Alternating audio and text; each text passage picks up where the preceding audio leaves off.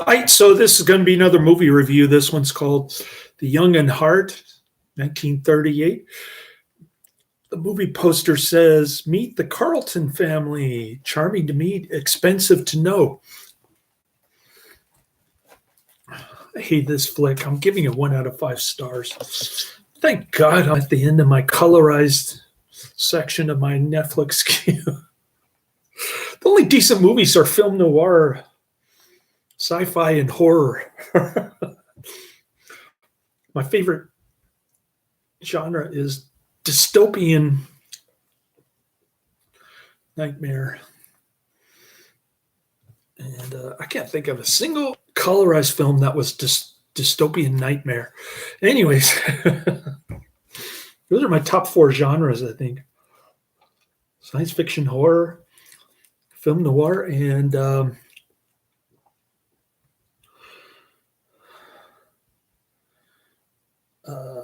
dystopian nightmare. All right. The Young at Heart is a 1938 U.S. comedy film produced by David O. Selznick Jr. and Paulette Goddard. I don't know the women actresses in this. I just know Roland Young. If you want to see a better comedy, check out Topper Returns with Roland Young. The supporting cast features Roland Young and Billy Burke. This was Richard Carlson's feature film debut, preceding The Duke of West Point by a month. Busy guy. The screenplay by Paul Osborne was adopted by Chris Bennett from the serialized novel The Gay Banditti by I.A.R. Wiley, as appearing in the Saturday Evening Post from February 26 to March 26, 1938. So it's about a family of con artists. They're a bunch of gold diggers, men and women. The whole family of 4, including Roland Young and Douglas Fairbanks. They're led by Colonel, in quotation marks, Anthony Shahib Carlton and his wife, Marmee, are working the French Riviera in search of wealthy potential mates for their daughter, Georgianne, and son, Richard, played by Douglas Fairbanks. Colonel, in quotation marks, is the Roland Young. I thought he was better in Topper Returns. That's just my opinion. My 2 cents worth nothing after inflation. Anyways, we didn't go to Latin Mass today. He said he was going to go and do confession, but he procrastinated again. I guess because he's scared he might faint. I don't know. He won't tell me, but I don't know when we're going back. Maybe never. Maybe I'll just sign him up for a confirmation in San Mateo next year. This is a New Year's edition of my channel. Happy New Year. Hopefully my Robinhood account will be up about 250%, so I can hit my financial goal this year. I started a new Investopedia stock screener group, and there haven't been any trades yet. There probably won't be until Tuesday when the market opens. So I won't be doing any trading soon. I sent my rent payment via Zelle, and my checking account is going to be down to about $1,400, maybe $1,300 by the end of next week. It's going to be low. For sure, I won't be able to put any money in Robinhood next week, but I got all my bills paid, at least. Anyway, enough about my personal life. Shahib, a former actor, passes himself as an officer who served with the Bengal Lancers in India. I don't know why this is U.S. film. They have so many British actors in this one. Georgianne flirts with their Scottish suitor, Duncan McCrae, whom she dismisses when she learns that he is not rich. She's a goat digger. Welfare, stay away from him. Richard has managed to get himself engaged to the wealthy but rather plain Adela Jennings. Meanwhile, Sahib cheats her U.S. Senator father out of a large sum of money at poker. Local police find out about the Carlton family, provide them with complimentary train tickets to London, courtesy of Mr. Jennings, and they order them to leave the country. Smart move. At one point, the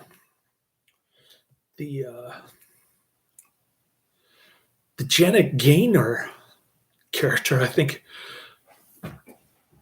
hopefully I didn't get her mixed up. The Janet Gaynor character, Georgianne. Hopefully I didn't get my actors mixed up, but she at one point refers to her family as a bunch of parasites.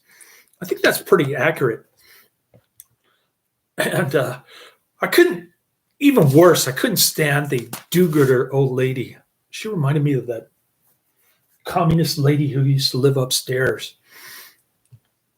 Talking about, oh, I got mail from Jimmy Carter. Oh, man. I shouldn't speak ill of the dead, especially after she put me in her will, that I could watch her television upstairs. Wow, big deal. She must have not had any money from her ex-husband. She must have drained all the assets like my grandmother did.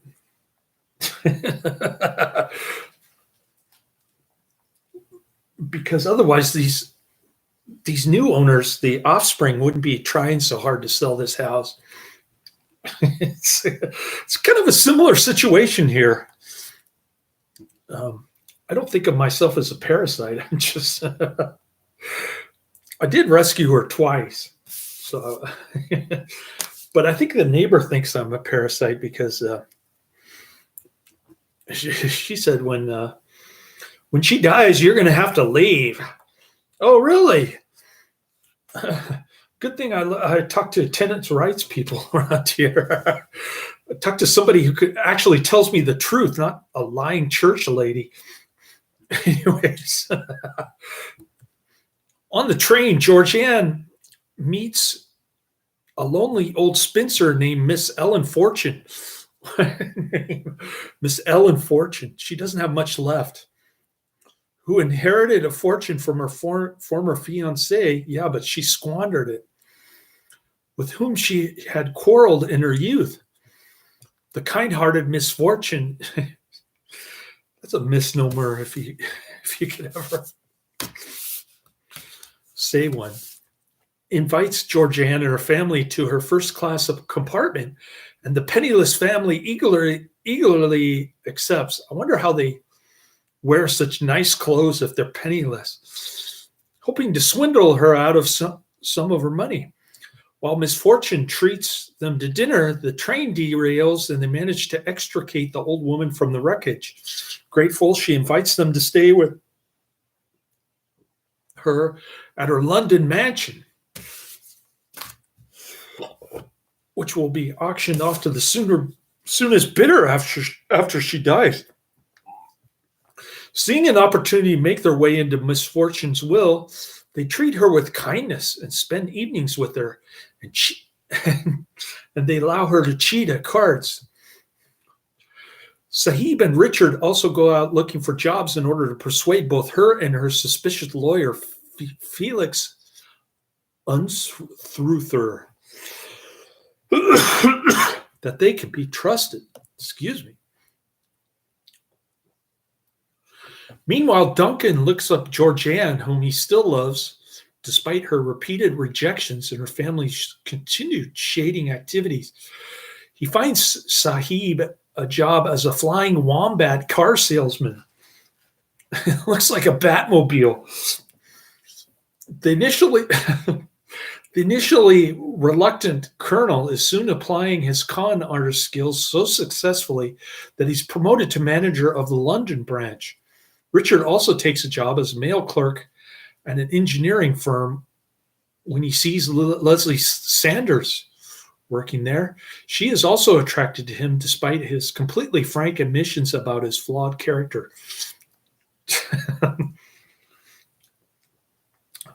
You're just skin deep and looks can lie. That's all I have to say. Soon he is planning to take night courses in engineering.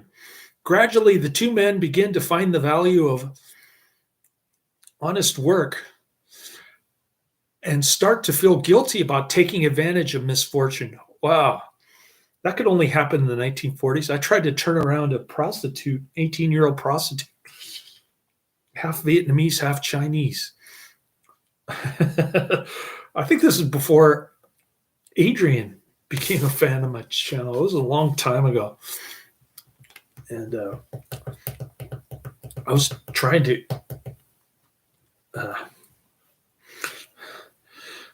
get her to go on straight and narrow like me. Boy, was that a big mistake. Nowadays, prostitutes just want to be prostitutes. You got to let a hoe be a hoe, as Willie D would say. Georgianne and Marmee also honestly care about the old woman, but all four believe the others are still only after the inheritance.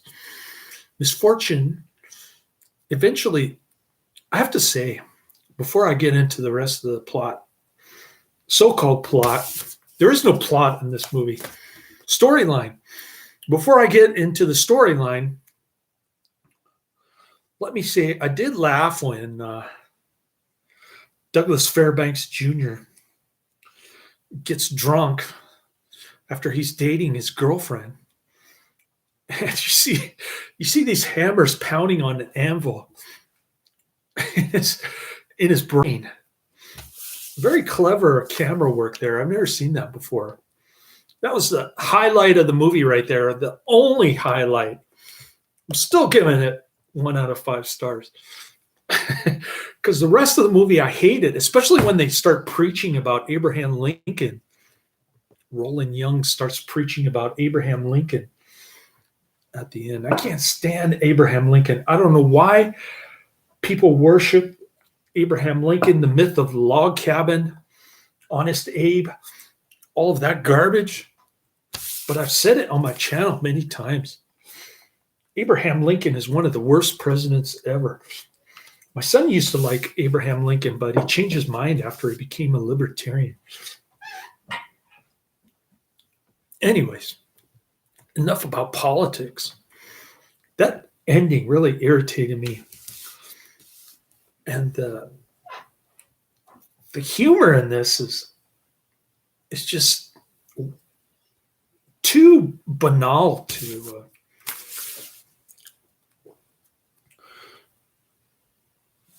appreciate, I think.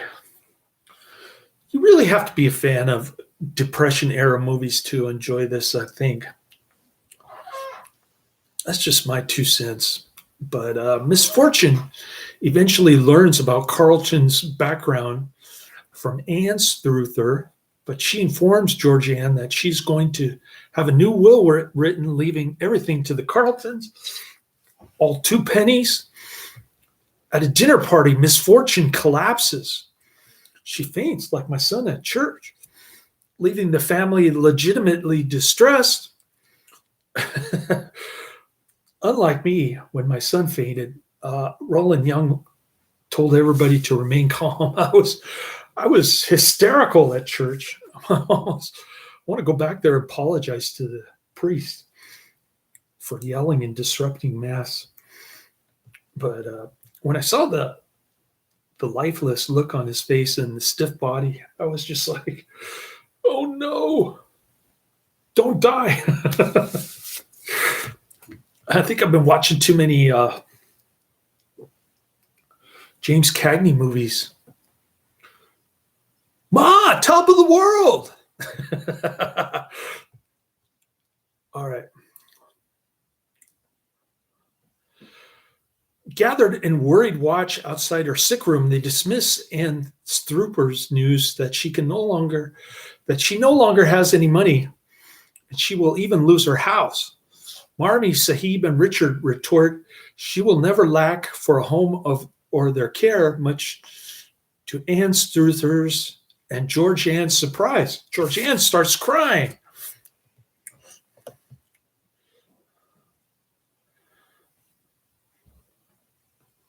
I misspoke. Yeah, Paulette Goddard is Janet Gaynor is George Ann Carlton. I got it right for once. Paulette Goddard is Leslie Saunders, Douglas Fairbanks Jr.'s girlfriend. She looks pretty good in black and white. I wouldn't mind having her as a girlfriend. She plays the U.S. She's in charge of the U.S. engineering company, or she's a secretary, office manager, or whatever.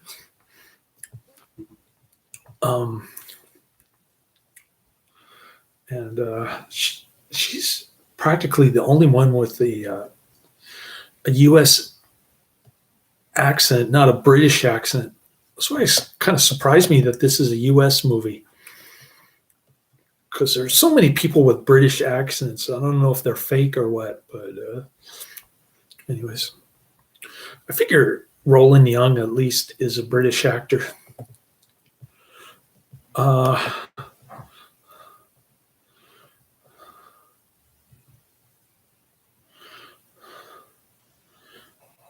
Douglas Fairbanks Jr. is a U.S. actor. He's got the fake British accent. But Roland Young is an English-born actor. I got it right. I can tell the fake English accents.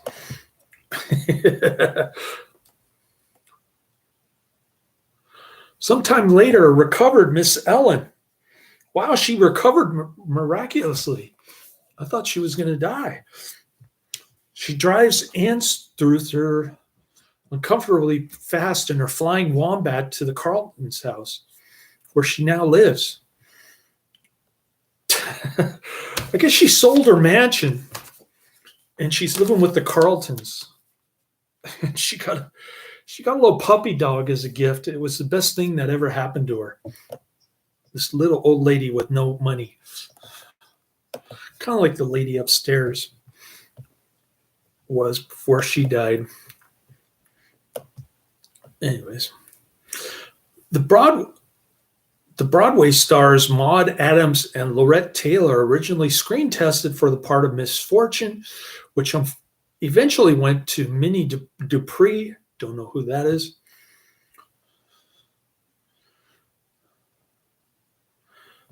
So the futuristic Phantom Corsair.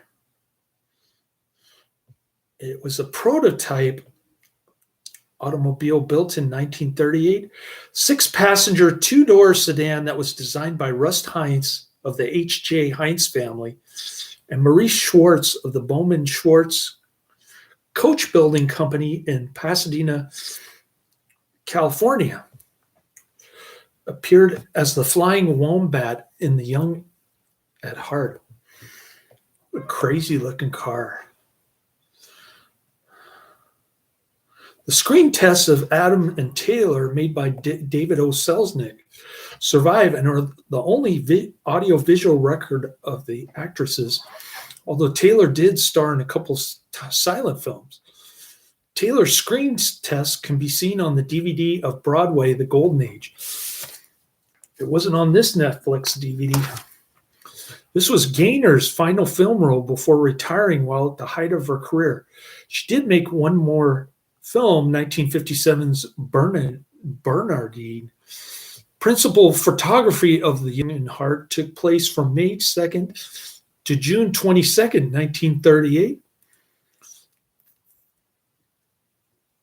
The 6-passenger, 2-door sedan Flying Wombat. What a name, Flying Wombat. Featured in the film was actually the one-of-a-kind prototype Phantom Corsair. The Phantom Corsair concept car was built in 1938, designed by Rust Heinz of the H.J. Heinz family, and Morris Schwartz of the Bowman and Schwartz Coach Building Company in Pasadena, California. I think I already mentioned that. The Young and Hart was reviewed in Variety, where the film received a positive review. This is a beautiful and deeply touching picture, skillfully adapted from I.R. Wiley's poignant magazine story. I have to disagree with everything in that. And I hope I made myself clear. The humor was not funny, except for that one moment when Douglas Fairbanks was having a hangover. And it's supposed to be a comedy. Comedies are supposed to be funny, okay? So if you think I didn't watch this, you're probably right. I missed the first part. It just completely went over my head because the dialogue was so horrible that I wasn't even paying attention, quite frankly. But I did pay attention to the last 80% of it, I'd say. Right when they start meeting the old lady. Despite favorable critical reviews, the film lost $517,000 at the box office. I guess people during the Great Depression were smart with their money. Franz Waxman received 2 Oscar nominations for Best Music Original Score and Best Music Scoring for his work in The Young at Heart. Leon Shamroy's cinematography was also nominated.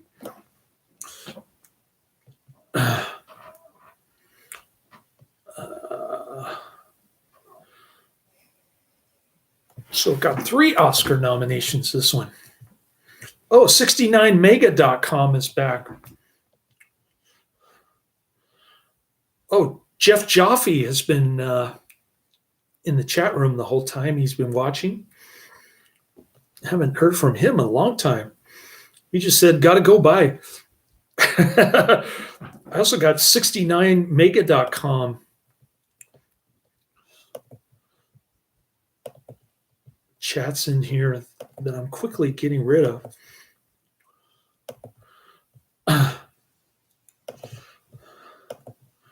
was wondering in my last video when Karate Man was in the chat room.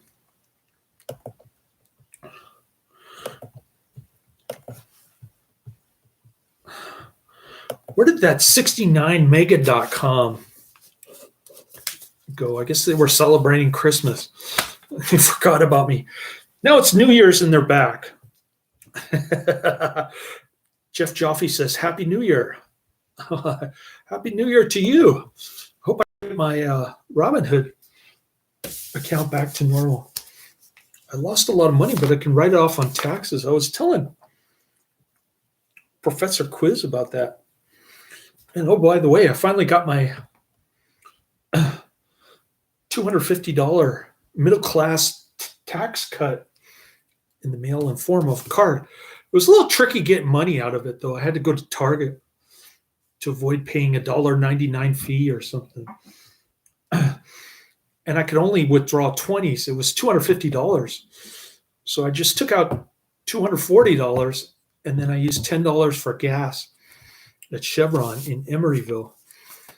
I went to the Target in Emeryville because the goofball manager says I can't start working early. I can't load my van early because the customers complain when I deliver groceries early. But he's using a one-size-fits-all approach, as usual, for all the drivers, not just me, everyone. Because he thinks that if he puts a blanket rule in place for everybody, then nobody can possibly arrive early for a grocery delivery. So he's punishing all the good drivers, and he's not really catching the bad drivers because they could have a time window that doesn't start at the beginning of their route. It could start in the middle of the route, and they could still deliver early. So it's just ridiculous company to work for. The only reason I work there is for the benefits. And it was pouring rain yesterday all day long. Matter of fact, it was flooded in Redwood City, San Mateo, and Palo Alto.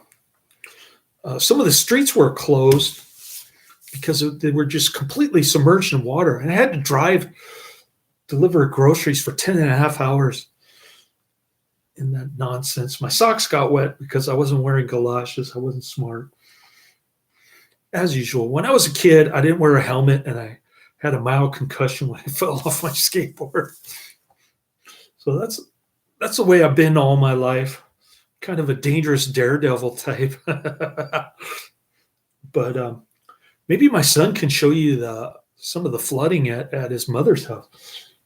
Can you show them your screensaver?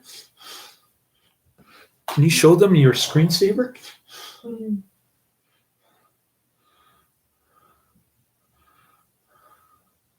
Or can I show them? What screensaver? The one with the flood. I just want to show them what it looked like at your mother's house. This is what it looked like yesterday. Where my son is living in San Mateo. Pretty crazy, huh? Anyways, my son is kind of out of it. He's addicted to his iPad. I have to coax him into showing you that. All right. Cool. Well, I'm up over 25 minutes. And Jeff Jaffe just says, I've been watching, but gotta go now. Happy New Year. Bye. All right. Well, Happy New Year to you, Jeff Jaffe. Laters.